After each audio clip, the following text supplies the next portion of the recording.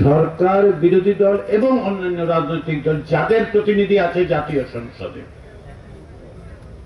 জাতীয় সংসদে যাদের প্রতিনিধি আছে তাদের প্রতিনিধিদের নিয়ে গঠিত একটা কমিটির মাধ্যমে নির্বাচন কমিশনে নিয়োগ দেওয়া হবে, সরকারি কমিশনে নিয়োগ দেওয়া হবে।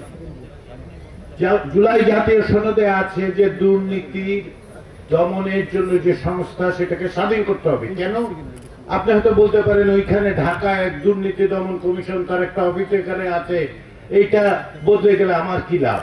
আপনার লাভ হচ্ছে এইটা, আপনার লাভ হচ্ছে এইটা যে আসলে সরকার চলে আপনার পয়সায়। এই যে 16 বছর ধরে লুটপাট হয়েছে, এটা কার পয়সা? আপনার পয়সা। যখন দুর্নীতি দমন কমিশন স্বাধীন হবে তখন এই ক্ষমতাসীনরা চাইলেই লুটপাট করে এই দেশ থেকে পার পাবে না। সেইটার ব্যবস্থা করা দরকার। আমরা বলছি যে তাহলে লুটপাট বন্ধের আরো ব্যবস্থা রাখতে হবে। কিরকম?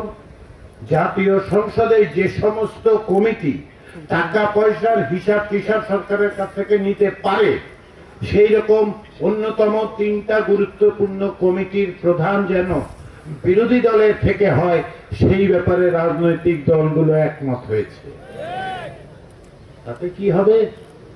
ওই যে এই প্রকল্পে 50,000 কোটি টাকা, ওই প্রকল্পে 45,000 কোটি টাকা লিখলাম, পাবলিকের টাকা খরচ করলাম, অন্তত পক্ষে আপনার প্রতিনিধি বিরোধী দল থেকে দাঁড়িয়ে ওই কমিটির প্রধান হিসেবে মন্ত্রীকে এবং সংশ্লিষ্টদের জিজ্ঞাসা করতে পারবে যে এই টাকা কিভাবে খরচ হচ্ছে, কেন এই টাকা খরচ হচ্ছে, এই প্রশ্ন তারা করতে পারবে।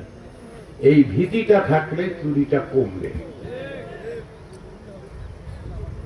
এই ভীতিটা তৈরি করা দরকার। কি কারণে? কারণ হচ্ছে দেশটা আপনার।